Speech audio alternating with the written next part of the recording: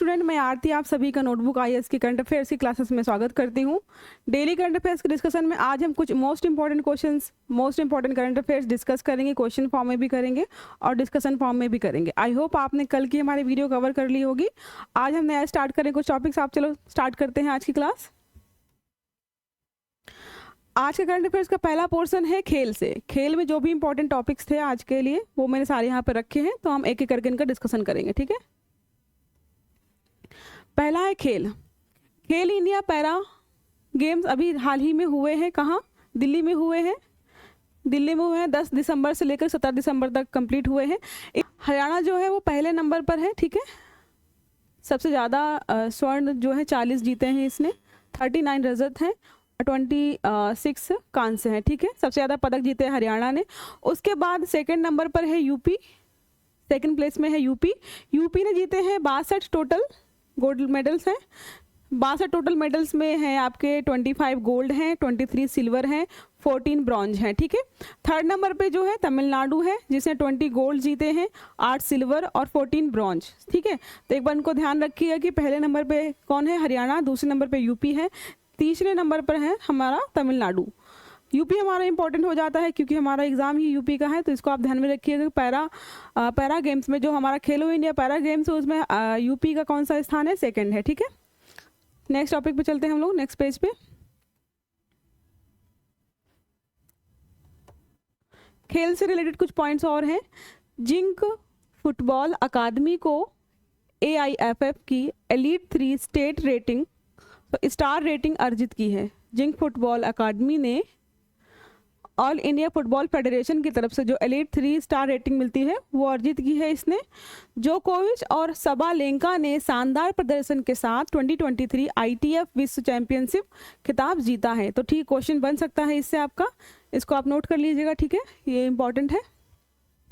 Under 19 Asia cup में बांग्लादेश ने पहली बार कप जीता है, तो आप इसको जरा ध्यान में रखिए क्योंकि पहली बार जीता है। तो अंडर 19 एशिया कप बांग्लादेश ने पहली बार जीता है। दुबई में खेला गया था ये। फाइनल्स में मुकाबले में UAE को हराकर 195 रन से बांग्लादेश ने अंडर 19 एशिया कप जीता है। ठीक है, नेक्स्ट है हमारा विजय हजारे ट्रॉफी। हरियाणा ने राजस्थान को हराकर जीता है। एक तरीके से इतिहास रचा है इन्होंने। हरियाणा ने राजस्थान को हराकर विजय हजारे ट्रॉफी जीती है। आप इसको नोट कर लीजिएगा क्योंकि ये भी इम्पोर्टेंट है बहुत।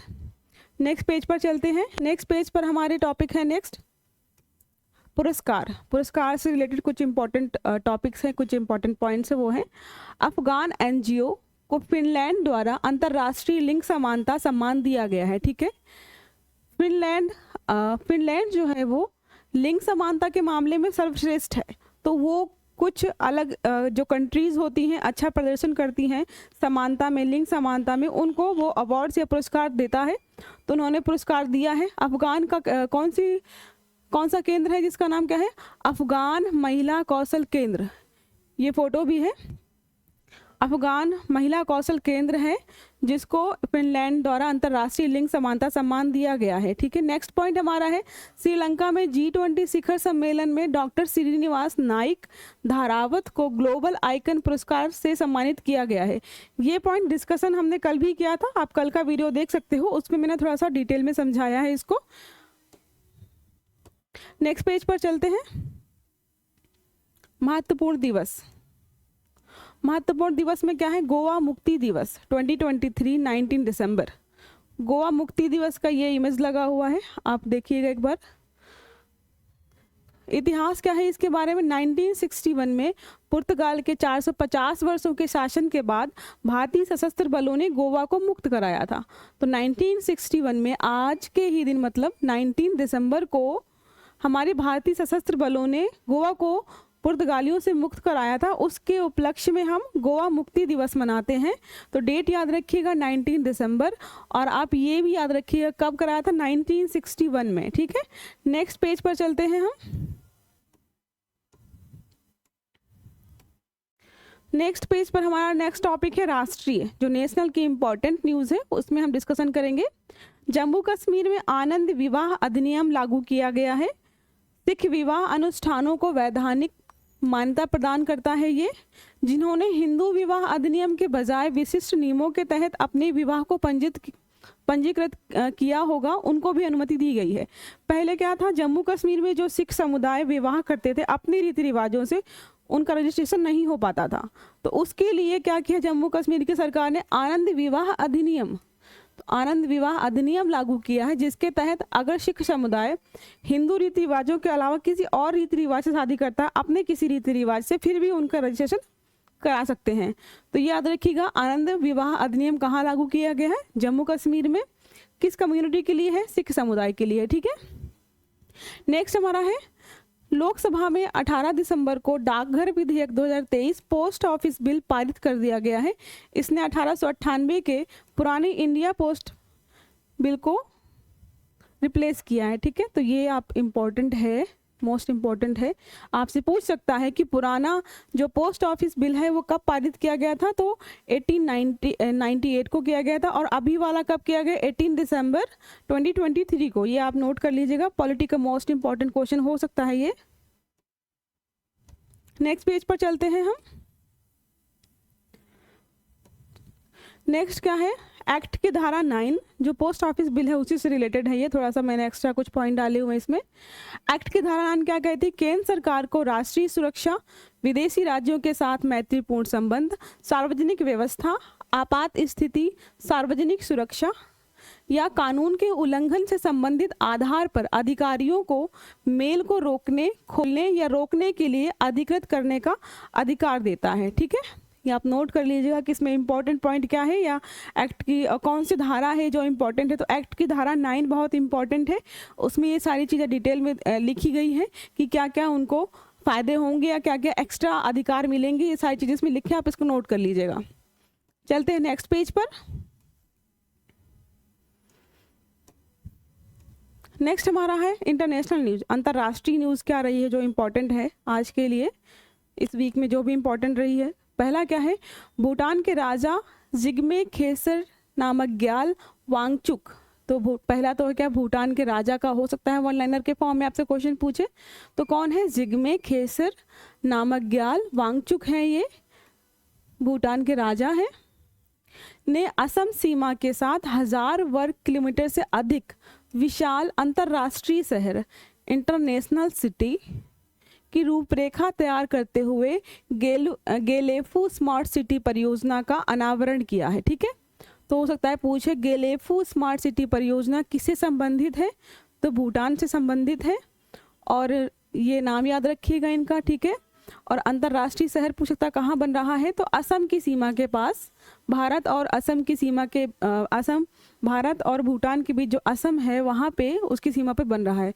हो सकता है क्वेश्चन पूछे कि इंटरनेशनल शहर जो है भारत और किस देश की सीमा के पास बन रहा है, तो हम कह सकते हैं भारत का असम और भूटान के बीच में, ठीक है। नेक्स्ट है, मिस्र के राष्ट्रपति अब्देल फतह अल सीसी ने चुनाव में 89.6% वोट हासिल कर तीसरी बार कार्यकाल शुरू किया है। तो पहला हो सकता है आपका मिस्र के राष्ट्रपति कौन है, तो अब्देल फतह अल सीसी, ये मिस्र के राष्ट्रपति हैं और ये अपना कार्यकाल तीसरी बार शुरू कर रहे हैं। तो क्वेश्चन बन सकता है कि कौन से ऐसे राष्ट्रपति हैं मिस्र के जिनका कार्यकाल तीसरी बार शुरू होगा, उनका नाम आप याद रखिएगा, ठीक है। नेक्स्ट है, सुश्री उमा शेखर को रोम इटली में international institute of the unification of private law UNIDROIT की गवर्निंग काउंसिल के लिए चुना गया है। तो आपसे पूछ सकता है UNIDROIT की गवर्निंग काउंसिल के लिए किसको चुना गया है, तो चुना गया है सुश्री उमा शेखर को चुना गया है, रोम और इटली में। चलते हैं नेक्स्ट पेज पर। आज का हमारा ये लास्ट टॉपिक है, रैंक रिपोर्ट्स है। इसमें क्या है, 2023 में $125 बिलियन के साथ वैश्विक प्रेषण चार्ट में भारत शीर्ष पर है। तो वैश्विक प्रेषण चार्ट में भारत कौन से नंबर पर है, शीर्ष पर है। और ये रिपोर्ट कौन जारी करता है, वर्ल्ड बैंक की रिपोर्ट है, वर्ल्ड बैंक ये रिपोर्ट जारी करता है। कितने बिलियन डॉलर, ये हो सकता है धनराशि पूछे आपसे, तो $125 बिलियन।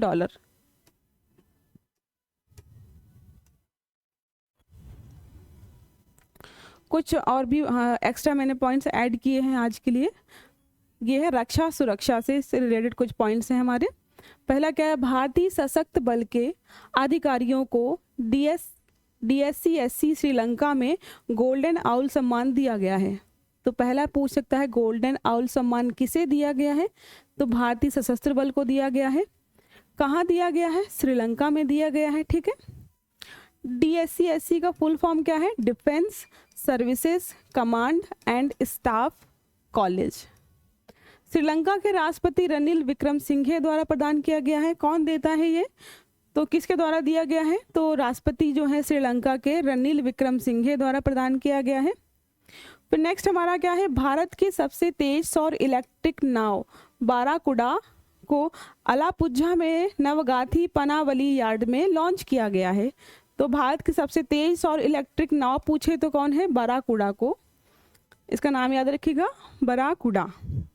कहाँ से लॉन्च किया गया है या कहाँ से स्टार्ट किया गया है, तो अलापुझा में नवगाथी पनावली यार्ड से इसको स्टार्ट किया गया है।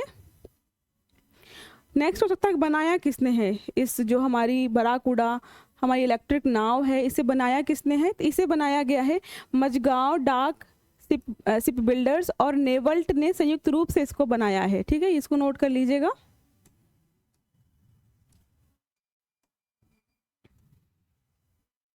नेक्स्ट पेज पर क्या है, इकोनॉमिक से रिलेटेड टॉपिक है ये। इकरा ने वित्त वर्ष 2024 की GDP वृद्धि का अनुमान 6.5% तक लगाया है या बढ़ाया है। पहले ये 6.2, ये जीरो डालिएगा, 6.2% थी, अब इसको 6.5% किसने बोला है, इकरा। इकरा एक क्रेडिट रेटिंग एजेंसी है जो इकोनॉमी से रिलेटेड कुछ रेटिंग्स प्रोवाइड करती है, उसने ये डाटा दिया है। RBI के अनुसार जो इनका अनुमान कितना है वो 7% का है, 7% का है। ठीक है, तो RBI ने कितना GDP वृद्धि दर बताया है अपना, 7% बताया है।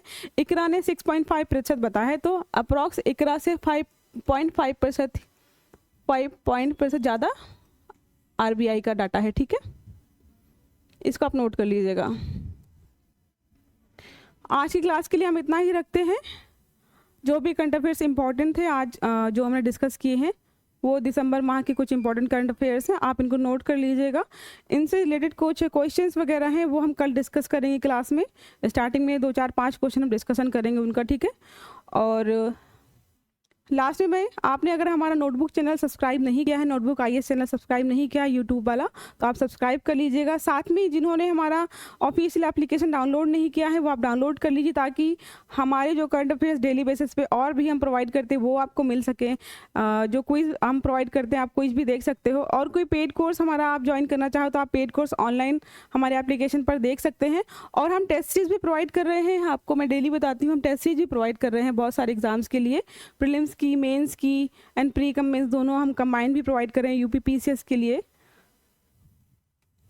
ठीक है, तो आप हमारे चैनल से जुड़े रहिए और करंट अफेयर्स की क्लासेस डेली देखते रहिए। आई होप आप अच्छे से पढ़ रहे होंगे, आपकी सारी चीज़ें बहुत अच्छी चल रही होंगी। Have a good day, best of luck, thank you.